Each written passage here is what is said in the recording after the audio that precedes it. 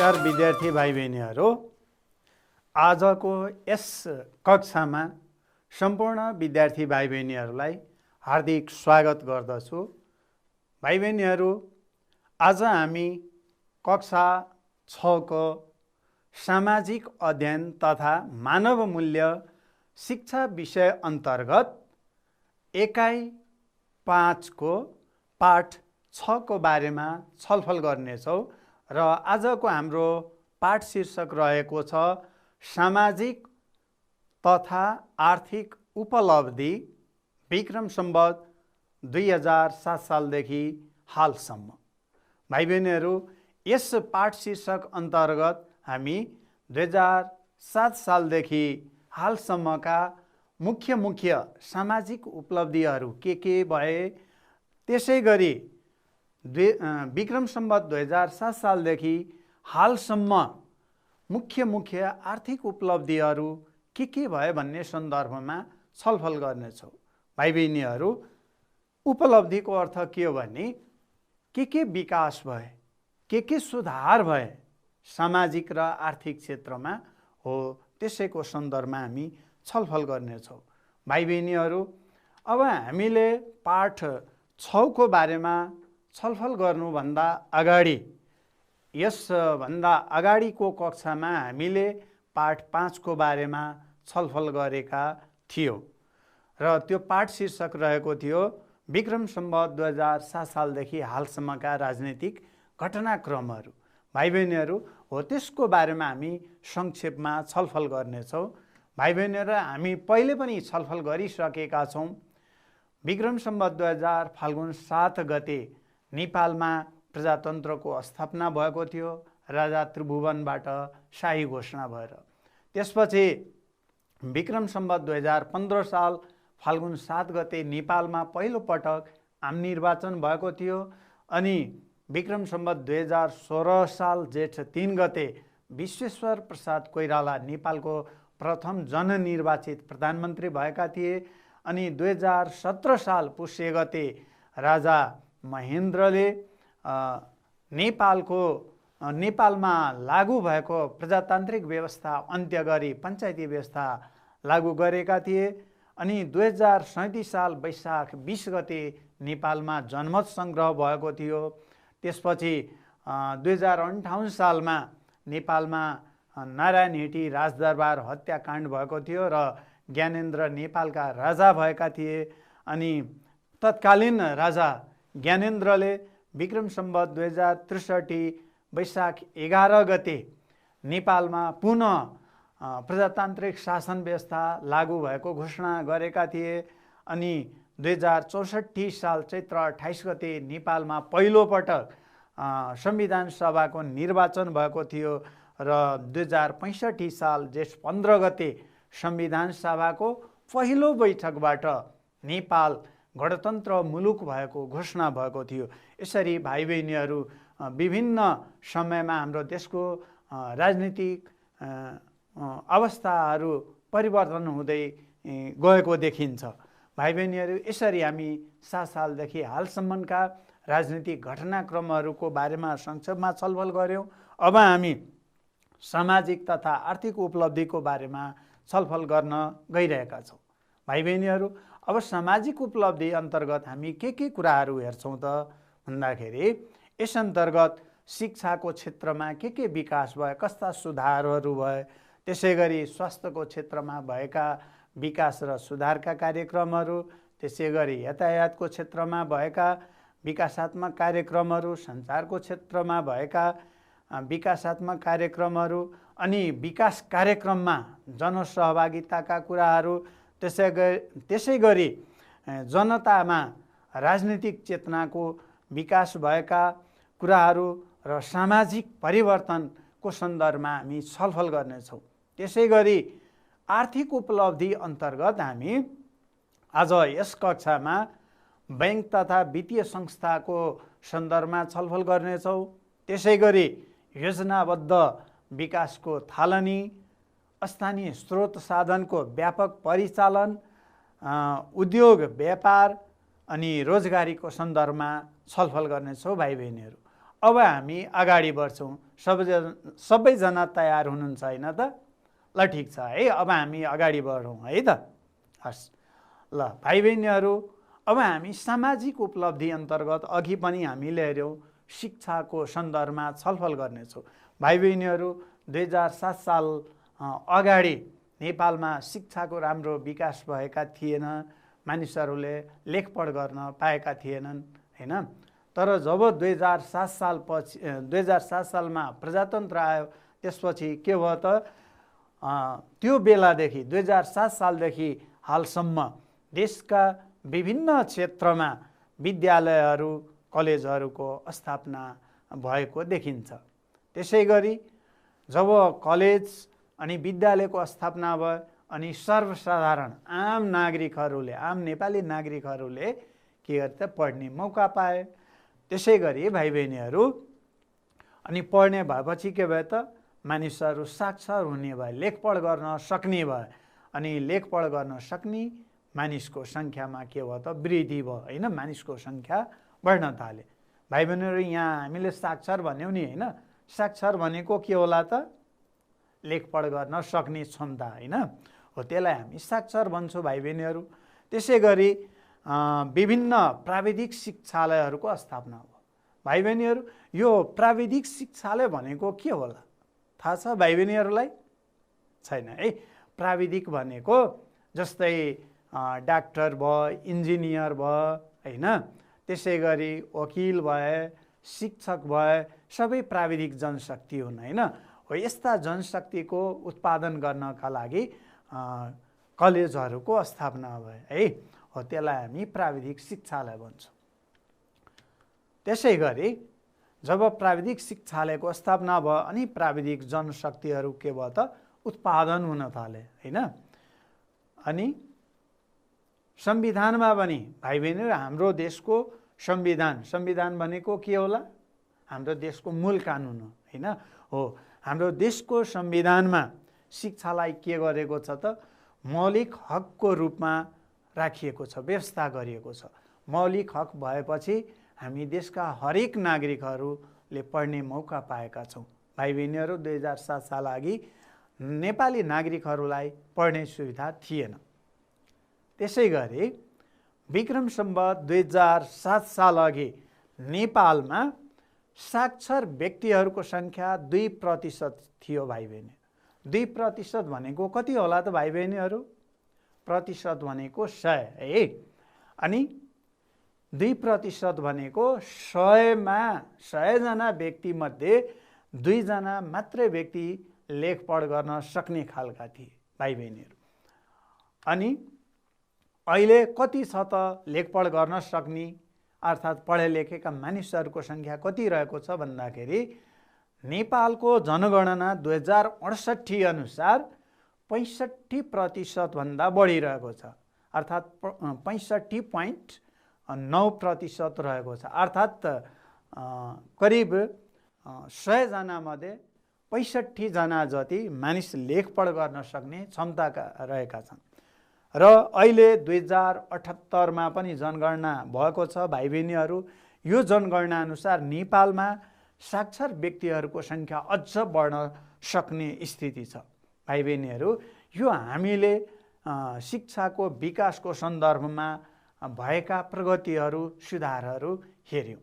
त्यसै गरी अब स्वास्थ्यको क्षेत्रमा के विकास भयो त भाइ बहिनीहरू? यो तस्विरहरू हेर्नुहोस् त, तपाईँहरूले अनुमान लगाउन सक्नुहुन्छ। 2007 साल अघि नेपालमा स्वास्थ्य सम्बन्धी सुविधाहरू खासै थिएन। 2007 सालपछि के भयो त, मेडिकल कलेज। भाइ बहिनीहरूलाई मेडिकल कलेज भनेको के हो थाहा छ? यसमा डाक्टर नर्सको पढाइ हुन्छ है। यहाँबाट डाक्टर नर्सहरू उत्पादन हुन्छ। यसरी हामी हेर्न सक्छौँ डाक्टर नर्स उत्पादन भएका छन्। त्यसपछि देशमा के भयो त, हस्पिटलहरूको, स्वास्थ्य चौकीको, क्लिनिकहरूको स्थापना भएको छ, सरकारी क्षेत्रबाट पनि र निजी क्षेत्रबाट पनि। हामी प्राइभेट हस्पिटल भन्छौँ नि, अस्पताल हो। सरकारी र प्राइभेट अस्पताल, क्लिनिकको स्थापना भएको छ। सरकारी स्तरबाट स्वास्थ्य चौकी छन् अनि डाक्टर नर्सहरू ले बिरामीहरूलाई उपचार गरिराखेका छन्। आम नागरिकहरूले स्वास्थ्य उपचार स्वास्थ्य सेवाहरू प्राप्त गर्ने अवसर पाएका छन् भाइ बहिनीहरू। यसरी स्वास्थ्य क्षेत्रमा भएको विकासले गर्दाखेरि के भयो त आधारभूत होइन भन्नाले मानिसलाई आवश्यक पर्ने जुन मुख्य स्वास्थ्य सेवाहरू छन् त्यसमा आम नागरिकको पहुँच भएको छ होइन। त्यसै गरी जटिल रोगहरू जस्तो मृगौला सम्बन्धी, कलेजो सम्बन्धी, फोक्सो सम्बन्धी, क्यान्सर सम्बन्धी रोगहरूको उपचार अहिले नेपालमै हुन थालेको छ भाइ बहिनीहरू। त्यसै गरी आम नेपाली नागरिकहरूलाई नेपाल सरकारले विभिन्न किसिमका औषधिहरू निःशुल्क रूपमा स्वास्थ्य संस्था मार्फत उपलब्ध गराउने गरेका छन्। त्यसै गरी स्वास्थ्य बिमाको पनि व्यवस्था गरेको छ। भाइ बहिनीहरूलाई यो स्वास्थ्य बिमा के हो थाहा छ? छैन है। हाम्रो घर परिवारले होइन केही निश्चित पैसा तिर्नुपर्ने हुन्छ बिमाको लागि।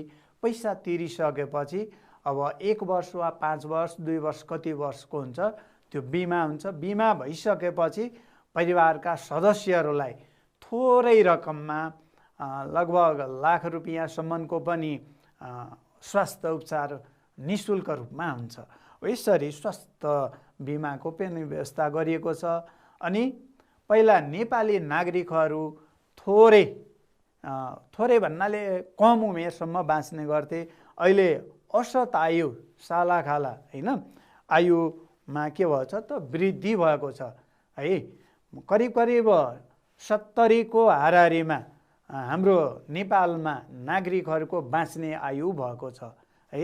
यसरी हाम्रो नेपाली नागरिकहरूको पनि आयु अलि बढेको देखिन्छ। यसरी स्वास्थ्य क्षेत्रमा निकै सुधार र विकास भएको पाइन्छ भाइ बहिनीहरू। त्यसै गरी अब यातायात भनेको के होला भाइ बहिनीहरू अनुमान गर्नुहोस् त। हो ठिक भन्नुभयो। वास्तवमा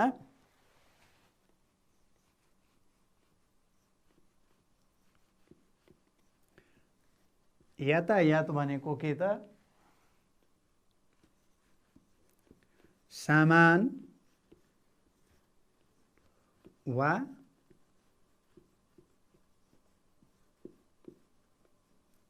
मानिसलाई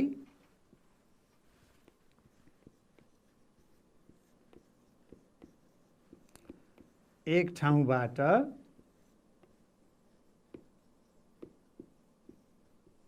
अर्को ठाउँमा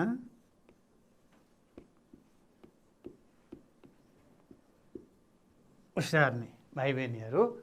मानिस हुनसक्छ, जीवजन्तु हुनसक्छ, कुनै सामान वस्तु हुनसक्छ। एक ठाउँबाट अर्को ठाउँमा ओसार प्रसार गर्ने काम गर्यो भने त्यसलाई के भनिन्छ? यातायात। अब त बुझ्नुभयो होइन? ल ठिक छ है भाइ बहिनीहरू। अब यातायातको क्षेत्रमा के विकास भयो त भन्दाखेरि अब हेर्न सक्नुहुन्छ यहाँ होइन भिन्न किसिमका रोडहरू हिमाल पहाड तराईमा भिन्न किसिमका रोडहरूको निर्माण भएको छ। अनि रोड सडक निर्माण भएको ठाउँमा बस पुगेका छन्। त्यसै गरी हामी हेर्न सक्छौँ ऱ्याफ्टिङ हो यो होइन पानीमा चलाइने रबरको डुङ्गा हो। त्यसै गरी हेर्न सक्छौँ यहाँ हवाई जहाज हो होइन एयरपोर्ट हवाई मैदानको पनि विकास भएको छ। यो हवाई मार्गबाट हामी देशका विभिन्न ठाउँमा पुग्न सक्छौँ। त्यसै गरी अन्तर्राष्ट्रिय स्तरमा अर्थात् हाम्रो देशबाट संसारका अरू पनि देशमा पुग्न सक्छौँ। त्यसै गरी विभिन्न ठाउँमा पुलको निर्माण भएको छ आवाजावत सजिलो होस् भनेर। जस्तै झोलुङ्गे पुलको पनि निर्माण भएको छ। त्यसै गरी विशेष गरी डाँडाकाँडा भएको ठाउँमा पहाडी क्षेत्रमा यस्तो यो रोपवे भन्छौँ रज्जु मार्ग होइन। यसरी रज्जु मार्गको पनि विकास भएको छ भाइ बहिनीहरू। यसरी यातायातको क्षेत्रमा निकै सुधार र व्यापक विकास भएको पाइन्छ भाइ बहिनी। करिब हाम्रो देशको सबै जिल्लामा यातायातको सुविधा पुगेको छ। सबै ठाउँमा मोटर पुग्ने भएको छ। त्यसै गरी हामी अन्तर्राष्ट्रिय उडानको पनि सुविधा पाएका छौँ। अन्तर्राष्ट्रिय उडान भएको अघि पनि हामीले छलफल गऱ्यौँ भाइ बहिनीहरू, अरू देशमा पनि हामी जान सक्छौँ हवाई यातायातको माध्यमबाट होइन। त्यसै गरी विभिन्न ठाउँमा पुलको निर्माण भएको हुँदा आवत जावत गर्न सजिलो भएको छ। त्यसै गरी हामीलाई सामान ढुवानी गर्न पनि सजिलो भएको छ भाइ बहिनीहरू। यो भयो यातायातको क्षेत्रमा। अब भाइ बहिनीहरू अर्को यहाँ हेर्नुहोस् त, सञ्चारको क्षेत्र। यो सञ्चार भनेको के होला त भाइ बहिनीहरू, अनुमान गर्नुहोस् त एकचोटि। ल सोच्दै गर्नुहोस् है त। ल सञ्चार भनेको दुई व्यक्तिका बीचमा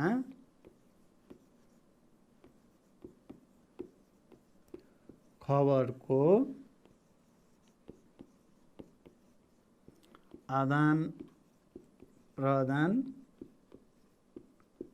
गर्ने कार्य। भनेपछि हामी दुई व्यक्तिको बिचमा कुराकानी गर्छौँ होइन, हाम्रा कुनै सूचनाहरू आदान प्रदान गर्छौँ, त्यसैले नै हामी के भन्दछौँ त, सञ्चार भन्छौँ भाइ बहिनी। अब सञ्चार के हो यो पनि बुझिसक्नु भएको होला होइन त। ल ठिक छ है भाइ बहिनीहरू। अब सञ्चारको क्षेत्रमा हेर्नु के विकास भयो त। पहिला वास्तवमा यी सुविधाहरू थिएन, अनुमान गर्न सक्नुहुन्छ। हेर्नु त, यो टेलिफोन हो। लगभग हरेक गाउँमा, प्रायः जसो गाउँमा अहिले टेलिफोन पुगेको छ। त्यसै गरी यो हेर्न सक्नुहुन्छ, अर्को यो भनेको इन्टरनेट सुविधा हो। इन्टरनेटको सुविधा पनि लगभग हरेक जिल्लामा पुगेको छ। अनि इन्टरनेट सुविधा भएपछि हामी के गर्न सक्छौँ भाइ बहिनीहरूलाई पनि थाहा छ। हामी फेसबुक चलाउन सक्छौँ, मोबाइल चलाउन सक्छौँ होइन त। त्यसै गरी यो मेसेन्जर हो, मेसेन्जरमा कुराकानी गर्ने, भिडियो कल पनि गर्न सक्छौँ होइन त। त्यसै गरी जुम, भाइ बहिनीहरूलाई पनि थाहा होला, यो हामी घरमै बसेर अनलाइन मार्फत होइन पढ्ने पनि गरेका छौँ जुमको प्रयोग गरेर। त्यसै गरी अर्को यहाँ हेर्न सक्छौँ भाइ बहिनीहरू, यो टेलिभिजन हो।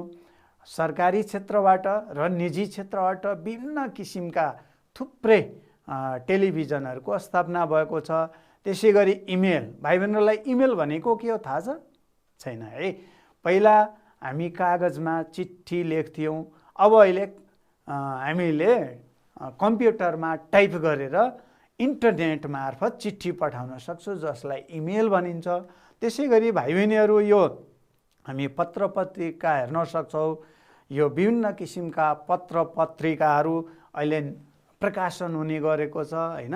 त्यसै गरी यो अनलाइन न्युज, अनलाइन भनेको हामीले कम्प्युटरबाट, मोबाइलबाट, इन्टरनेटको माध्यमबाट समाचारहरू, अन्य जानकारीमूलक कुराहरू घरमै बसेर हेर्न सक्छौँ। यसलाई सञ्चारको क्षेत्रमा भएको विकास भनिन्छ। यी सबै सञ्चारका माध्यमहरू हुन् भाइ। यसरी यो सञ्चारको क्षेत्रबाट अहिले हामीले विभिन्न कामहरू घरमै बसेर गर्न सक्छौँ भाइ बहिनीहरू।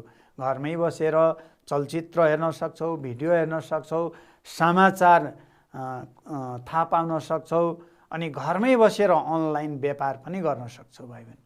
यसरी यो सञ्चारको क्षेत्रमा भएको विकास हो।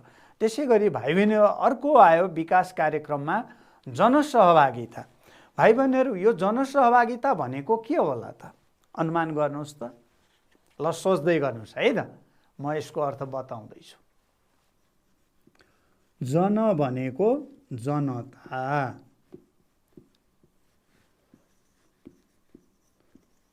सहभागिता भनेको सहभागी हुने। यस्तोबाट अब हामी के अर्थ लगाउन सक्छौँ भाइ बहिनीहरू, यो यहाँ स्क्रिनमा भएको तस्बिरबाट पनि अनुमान गर्न सक्नुहुन्छ। यो सबै के हुन् त, विकासका कार्यक्रमहरू हो। यसरी यो विकासका कार्यक्रममा जनता अर्थात् देशका नागरिकहरू विकासको कार्यक्रममा सहभागी हुनुलाई नै हामी के भन्दछौँ त, जनसहभागिता है भाइ बहिनीहरू। अब यो पनि प्रष्ट भयो होला होइन त। ल ठिक छ भाइ बहिनीहरू। अब हामी हेर्न सक्छौँ यहाँ विद्यालय विकास सम्बन्धी कार्यक्रम हुनसक्छ, खानेपानी सम्बन्धी हुनसक्छ। त्यसै गरी यहाँ हेर्न सक्छौँ यहाँ सडक निर्माणको काम भइराखेको छ, यहाँ वृक्षारोपण भइराखेको छ। यसरी हाम्रो गाउँ समाजमा भिन्न किसिमका विकासका कार्यक्रमहरू हुन्छन्। त्यो कार्यक्रममा जनताहरू सहभागी हुनु नै के हो त? विकासका कार्यक्रममा जनसहभागिता हो भाइ बहिनीहरू। यो पनि प्रष्ट भइसक्यो होला। त्यसैले भाइ बहिनीहरू, व्यक्तिहरू आफ्नो गाउँठाउँमा सरकारले सञ्चालन गरेका विकासका कार्यक्रममा सहभागी हुनु नै के हो त? जनसहभागिता हो। अनि मानिसहरूले आफ्नै लगानीमा पनि कार्यक्रम सञ्चालन गर्छन् र सहभागी हुने गरेका छन्। यसबाट के हुन्छ त? विकासका कार्यक्रम समयमै सम्पन्न हुन्छ, बलियो पनि हुन्छ, होइन त? ल भाइ बहिनीहरू, यो भयो विकासका कार्यक्रममा जनताको सहभागिता। त्यसै गरी अर्को जनतामा राजनीतिक चेतनाको विकास। भाइ बहिनीहरू, यो भनेको के होला त? यो तस्बिर हेर्नुहोस् त। यहाँ भनेको जनताले भोट हाल्दैछन् निर्वाचनमा, अनि यहाँ अर्को हेर्न सक्नुहुन्छ जनप्रतिनिधि छन्, जितेका छन्। अर्थात् यस अन्तर्गत के कुराहरू पर्छन् त? व्यक्तिहरू राजनीतिमा अहिले भाग लिने गरेका छन्, पहिला त्यति लिँदैन थिए। अनि चुनावमा मन परेका असल व्यक्तिलाई भोट दिएर जिताउने गरेका छन्, होइन? अनि कोही त आफै पनि चुनावमा उम्मेदवार हुने गरेका छन्, अनि जितेपछि जनप्रतिनिधि भएर आफ्नो गाउँ समाज देशको सेवा गर्ने गरेका छन्। अनि राजनीति मार्फत यसरी देशको सेवा गर्दा, समाजको सेवा गर्दा हाम्रो देश र समाजको प्रगति भएको देखिन्छ। यसरी जनतामा राजनीतिक चेतनाको विकास भएको पनि देखिन्छ। भाइ बहिनीहरू, अब सामाजिक परिवर्तनको कुरो आयो। यहाँ हेर्न सक्छौँ हाम्रो देशको संविधान हो। संविधानमा विभिन्न नियमहरू, व्यवस्थाहरू उल्लेख भएका छन्, जसले गर्दा हामी हेर्न सक्छौँ पहिला बालबच्चाहरूलाई, बालबालिकाहरूलाई काममा लगाउँथे, अब अहिले त्यो लगाउन पाइँदैन, पढ्न पठाउनुपर्छ भन्ने नियम बनेको छ। त्यसै गरी यहाँ हेर्न सक्छौँ हामी यहाँ छुवाछुत गरिएको छ, अब छुवाछुत गर्न पाइँदैन। त्यसै गरी यहाँ गरिब मानिसहरू छन्, गरिब मानिसको लागि सरकारले विभिन्न किसिमका सुविधाहरू ल्याएका छन्, जस्तै घर बनाइदिने, अन्य सुविधाहरू दिने। त्यसै गरी यहाँ ज्येष्ठ नागरिक हेर्छौँ, 60 वर्ष कटिसकेका वृद्धहरूलाई ज्येष्ठ नागरिक भनिन्छ। ज्येष्ठ नागरिकको लागि सुरक्षा भत्ताको व्यवस्था गरिएको छ। त्यसै गरी यहाँ हेर्न सक्छौँ भाइ बहिनीहरू, धामी झाँक्री छन्। पहिला मानिसहरू धामी झाँक्रीमा विश्वास गर्थे, अहिले डाक्टर कहाँ जान्छन् उपचार गराउन। अनि यहाँ हेर्न सक्छौँ भाइ बहिनीहरू, हामीले हेर्न सक्छौँ यहाँ छोरोलाई पढ्ने मौका दिएको छ, छोरीलाई पढ्न दिएका छैनन्। अहिले छोराछोरी दुवैलाई विद्यालय पठाउने व्यवस्था गरिएको पाइन्छ। यसबाट हाम्रो समाजमा परिवर्तन भएको मानिन्छ भाइ बहिनीहरू। अनि यसबाट के भयो त? हाम्रो देशमा रहेका सबै प्रकारको भेदभाव अन्त्य लगभग भएका छन्, अन्धविश्वास पनि अन्त्य हुन लागेको छ, होइन? यसरी हाम्रो सामाजिक परिवर्तन भएको मानिन्छ। भाइ बहिनीहरू, अहिलेसम्मको छलफलको आधारमा अब केही हामी यहाँ क्विज जस्तो प्रश्नहरू राखेका छौँ। यसमध्ये सही उत्तर अनुमान गर्नुपर्ने हुन्छ। ध्यान दिएर हेर्नुहोस् है त। के भनेको छ? तलका मध्ये कुन चाहिँ सञ्चारको साधन होइन? मोबाइल, बस, टेलिफोन, चिठी पत्र। तपाईँहरूले अनुमान गरिसक्नु भएको होला। हो, वास्तवमा बस चाहिँ सञ्चारको साधन होइन। त्यसै गरी अर्को दोस्रो प्रश्न छ यहाँ, तलका मध्ये कुन चाहिँ यातायातको साधन होइन त? हो, यो पनि गेस गरिसक्नु भएको होला। वास्तवमा यसको सही उत्तर के हो त? फेसबुक। अरू सबै यातायातको साधन हो, तर फेसबुक होइन। त्यसै गरी तेस्रो प्रश्न हेर्न सक्नुहुन्छ, तलका मध्ये कुन चाहिँ अन्धविश्वास हो त? वास्तवमा यहाँ अन्धविश्वास भनेको के हो त?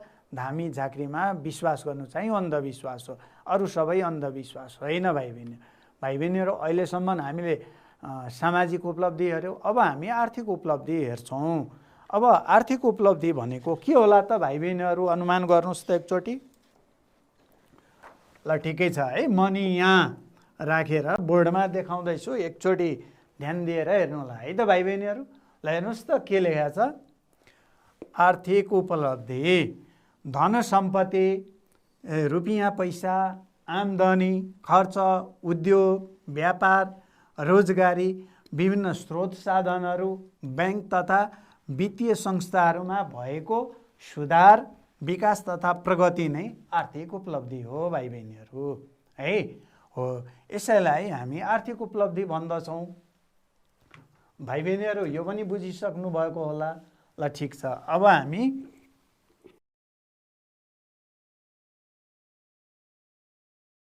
अर्को सन्दर्भमा छलफल यसैसित अब यस अन्तर्गत हामी के हेर्छौँ त ब्याङ्क तथा वित्तीय संस्थाको स्थापना। भाइ बहिनीहरू यो हामी हेर्न सक्छौँ, यो हाम्रो नेपाल राष्ट्र ब्याङ्क हो। त्यसै गरी राष्ट्रिय वाणिज्य ब्याङ्क, कृषि विकास ब्याङ्क, अन्य थुप्रै ब्याङ्कहरूको स्थापना भएको छ। त्यसै गरी बचत तथा ऋण सहकारी संस्थाहरूको स्थापना भएको छ। देशैभरि यसको स्थापना र विकास भएको छ भाइ बहिनीहरू। अब यसबाट के भयो त हाम्रो देशमा 13 सालमा चाहिँ नेपाल राष्ट्र ब्याङ्कको स्थापना भएको हो। अनि सरकारी तथा निजी क्षेत्रमा विभिन्न प्रकारका ब्याङ्क तथा वित्तीय संस्थाहरू खुलेका छन् भाइ बहिनीहरू। अनि यसबाट के भयो त मानिसहरूलाई आफ्नो पेसा व्यवसाय सञ्चालन गर्न सजिलो भएको छ, ऋण पाउन सजिलो भएको छ भाइ बहिनीहरू। यो चाहिँ ब्याङ्क तथा वित्तीय संस्थाको स्थापनाबाट भएका उपलब्धिहरू। त्यसै गरी योजनाबद्ध विकासको थालनी। भाइ बहिनीहरू यो योजनाबद्ध भनेको के होला त अनुमान गर्नुहोस् त। तपाईँहरूले यो तस्बिर हेरेर ल हेर्दै गर्नुहोस् र सोच्दै पनि गर्नुहोस् र यसको अर्थ म यहाँ चार्ट मार्फत देखाउन गइराखेको छु, ध्यान दिएर हेर्नु होला। यहाँ हेर्नुहोस् त भाइ बहिनीहरू के यहाँ लेखेको छ हेर्नुहोस् त। योजनाबद्ध विकासको थालनी भनेको छ। के भनेको छ नि योजना बनाएर सञ्चालन गरिने विकासका कार्यक्रमहरूलाई योजनाबद्ध विकासको कार्यक्रम भनिन्छ। योजनाबद्ध विकासका लागि कार्यक्रम सञ्चालन गर्ने ठाउँको नाम, अर्थात् कुन ठाउँमा कार्यक्रम सञ्चालन गर्ने, कार्यक्रमको नाम, अनि खर्च हुने रकम कति खर्च लाग्छ, अनि कार्यक्रम सम्पन्न हुन लाग्ने समय कति वर्ष, 1 वर्ष 2 वर्ष 10 वर्ष कति लाग्छ त्यो समय, यसबाट के फाइदा हुन्छ भन्ने कुराहरू उल्लेख गरिएको हुन्छ। र यो नेपालमा योजनाबद्ध विकास कार्यक्रमको थालनी विक्रम सम्वत 2013 सालबाट भएको पाइन्छ भाइ बहिनी। यो हो योजनाबद्ध विकासको थालनी।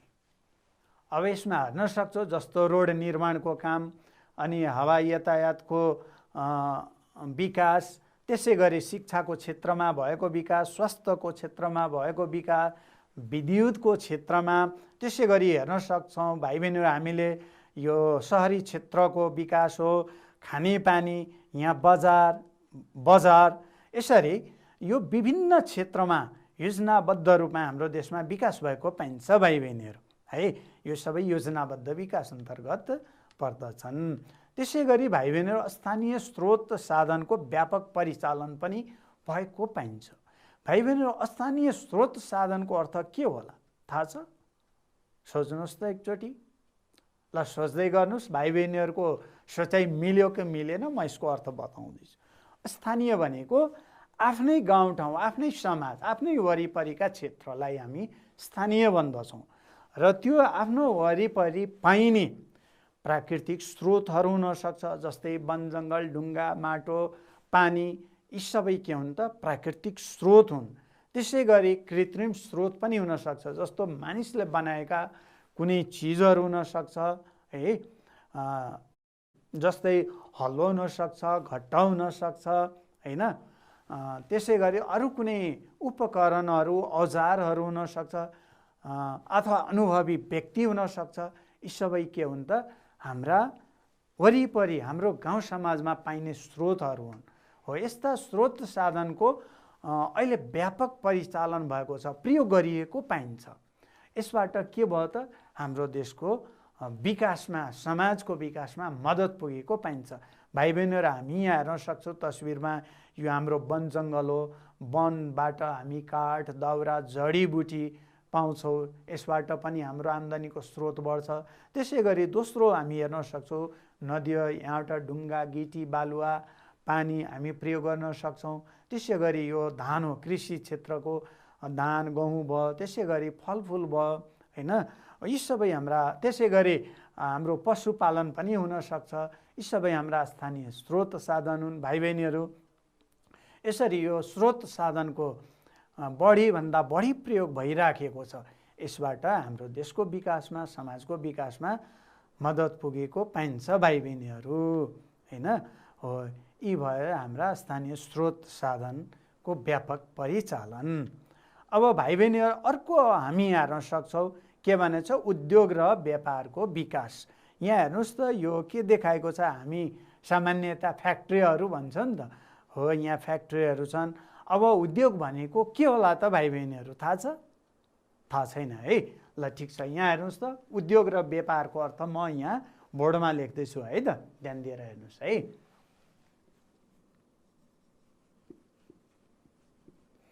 उद्योगको अर्थ हुन्छ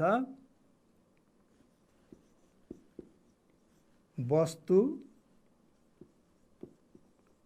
उत्पादन गर्ने कार्य। वस्तु भनेको हाम्रो मानवीय आवश्यकता पुरा गर्नको लागि भिन्न किसिमका वस्तुहरू उत्पादन हुन्छ, त्यसलाई हामी के भन्दछौँ, उद्योग। जस्तै उदाहरणको लागि चामल भयो, गहुँ भयो, त्यसै गरी बिस्कुट भयो, चकलेट भयो, चिया भयो आदि उत्पादन गर्ने काम हुन्छ, त्यसलाई हामी के भन्छौँ, उद्योग भन्छौँ। अनि अर्को हो व्यापार। व्यापार भनेको के होला त भाइ बहिनीहरू, सोच्दै गर्नुहोस् त। वास्तवमा व्यापार भनेको सामान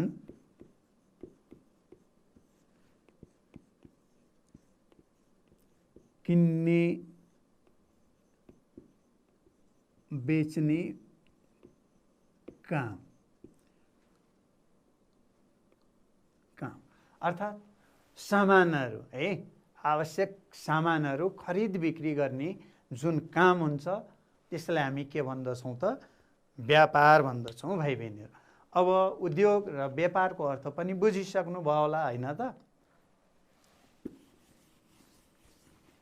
ल भाइ बहिनीहरू, अब हेर्न सक्छौँ यहाँ उत्पादन भइरहेछ उद्योगमा, यहाँ बजार पनि छ, यहाँ यो तरकारी बजार भयो, त्यसै गरी यो डिपार्टमेन्टल स्टोर, यहाँ हरेक प्रकारका सामानहरू किन्न पाइन्छ।